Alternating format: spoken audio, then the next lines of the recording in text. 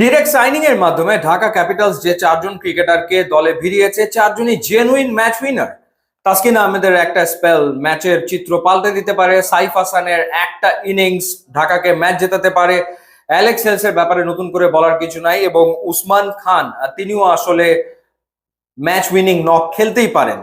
BPL এর অকশনে ঢাকা এমন সব ক্রিকেটারকে বেছে নিয়েছে যারা আসলে কোনো না কোনো সময় টি-20-তে দুর্দান্ত পারফর্মার ছিলেন, কিন্তু এই মুহূর্তে হয়তো তারা সেরা ফর্মে নেই। সুতরাং তাদের প্রমাণ করার আছে অনেক কিছু। শুরুটা করা যেতে পারে শামীম পাটোয়ারিকে দিয়ে। শামীম পাটোয়ারি দল থেকে বাদ পড়েছিলেন, ন্যাশনাল টিম থেকে বাদ পড়েছিলেন, আবারও তিনি দলভুক্ত হয়েছেন যখন লিটন কুমার দাস প্রেস কনফারেন্সে বলল যে শামীম থাকলে দলে ভালো হতো। তারপরে থার্ড টি-20তে আয়ারল্যান্ডের বিপক্ষে আবার শামীমকে দলে আনা হয়েছে। এরপর শামীম পাটোয়ারিকে তারা নিয়েছে 56 লাখ টাকা খরচ করে ক্যাটাগরি বি থেকে, এবং ক্যাটাগরি বি থেকে তারা আরেকজন ক্রিকেটারকে পিক করেছে মোহাম্মদ সাইফুদ্দিন। 68 লাখ টাকা খরচ করে মোহাম্মদ সাইফুদ্দিনকে তারা দলে ভিড়িয়েছে। এটা খুবই ভালো পিক ছিল, কারণ সাইফুদ্দিন আসলে হয় ব্যাটে কন্ট্রিবিউট করবেন অথবা বোলিং এ ডেফিনেটলি কন্ট্রিবিউট তো করবেন। মোহাম্মদ মিঠুনের জন্য দলটা আসলে অনেক টাকা খরচ করেছে, 52 লাখ টাকা খরচ করেছে মোহাম্মদ মিঠুনের জন্য। এরপর তাইজুল ইসলামকে তারা দলে নিয়েছে 30 লাখ টাকায়। বলছিলাম যে একটা সময় দুর্দান্ত পারফর্ম করেছেন মোহাম্মদ মিঠুন, এক সময় ন্যাশনাল টিমে খেলেছেন, এখন হয়তো বেস্ট অফ ফর্মে নাই, বাট এখনো তার দেয়ার অনেক কিছু আছে। সো লেটস সি যে মোহাম্মদ মিঠুন নিজেকে প্রমাণ করতে পারেন কিনা। একই কথা প্রযোজ্য সাব্বির রহমান এবং নাসির হোসেনের ক্ষেত্রেও। সাব্বির রহমান তার সেরা সময়টা হয়তো পেছনে ফেলে এসছেন, বাট ইউ নেভার নো, হয়তো বা এবারের বিপিএল এ সাব্বির রহমান নতুন ভাবে নিজেকে উপস্থাপন করতেই পারেন। সাব্বির রহমানকে 28 লাখ টাকা খরচ করে দলে নিয়েছে ঢাকা। নাসির হোসেনকে তারা দলে নিয়েছে 18 লাখ টাকা খরচ করে।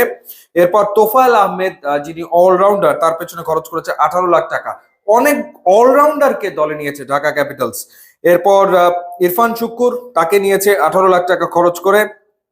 আব্দুল্লাহ আল মামুন, তার পেছনে খরচ করেছে 14 লাখ। ইয়াংস্টার মারুফ মৃধা আন্ডার-19 থেকে উঠে আসা ফাস্ট বোলার, তাকে নিয়েছে 14 লাখ টাকা খরচ করে। দাসুন সানাকাকে নিয়েছে, শ্রীলঙ্কান দাসুন সানাকাকে তারা $55,000 খরচ করে দলে নিয়েছে। এছাড়া জায়দুল্লাহ নামের একজনকে নিয়েছে 11 লাখ টাকা খরচ করে। আফগানিস্তানের ক্রিকেটার জুবাইর উল্লাহ আকবর, যিনিও আসলে অলরাউন্ডার, তাকে নিয়েছে $20,000 খরচ করে। সো আমার কাছে মনে হচ্ছে যে এই টিমে ডেফিনেটলি প্লেন্টি অফ প্লেয়ার্স রয়েছে যারা আসলে ম্যাচ উইনার হতে পারে, তারা ম্যাচ জেতাতে পারে। ইনফ্যাক্ট লাস্ট সিজনে শামীম পাটোয়ারি কিন্তু বিপিএল এ দুর্দান্ত পারফর্ম করেছে। সো শামীম যদি সেই রকম ফর্মে থাকে, মোহাম্মদ সাইফুদ্দিন যদি পারফর্ম করতে পারে, তাহলে আসলে এই দলটার এবারে বিপিএল এ ভালো করার সম্ভাবনা রয়েছে। আর একটা ব্যাপার হচ্ছে যে ঢাকা ক্যাপিটালস হয় পাওয়ার প্লেতে ম্যাচ জিতবে, না হলে পাওয়ার প্লেতে ম্যাচ হারবে। কারণ তাদের টপ 3 অর্থাৎ সাইফ হাসান, অ্যালেক্স হেলস এবং উসমান খান, এই তিনজন যদি পাওয়ার প্লেতে খেলে এবং দুইজন যদি ক্লিক করে, তাহলে ঢাকা একটা ফ্লাইং স্টার্ট পাবে। আর যদি ঢাকা পাওয়ার প্লেতে উইকেট হারিয়ে বসে, তখন মিডল অর্ডারের উপরে নির্ভর করতে হবে। সেখানে মিডল অর্ডারে থাকবেন শামীম পাটোয়ারি, মোহাম্মদ মিথুন, এরপর সাব্বির রহমান, এবং সাব্বির রহমান থাকবেন। নাসির হোসেনকে খেলালে নাসির হোসেন থাকবেন। তাদের উপরে আসলে ডিপেন্ড করতে হবে। সো ওভারঅল ঢাকা টিম খারাপ না, ডেফিনেটলি ভালো রেজাল্ট তারা করতেই পারে। প্লেয়ারদের প্রমাণ করার আছে অনেক কিছু। সো লেটস সি এই প্লেয়াররা তাদের প্রমাণ করতে পারে কিনা। এবং এর ভেতরে অনেকেই রয়েছেন যারা যদি নিজেদেরকে প্রমাণ করতে পারেন, স্পেশালি সাব্বির কিংবা নাসির।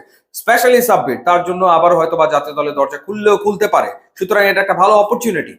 ইউটিউব এবং ইনস্টাগ্রাম লিঙ্ক দেওয়া আছে, আপনারা যোগ দিলে খুবই খুশি হব। And thanks for watching.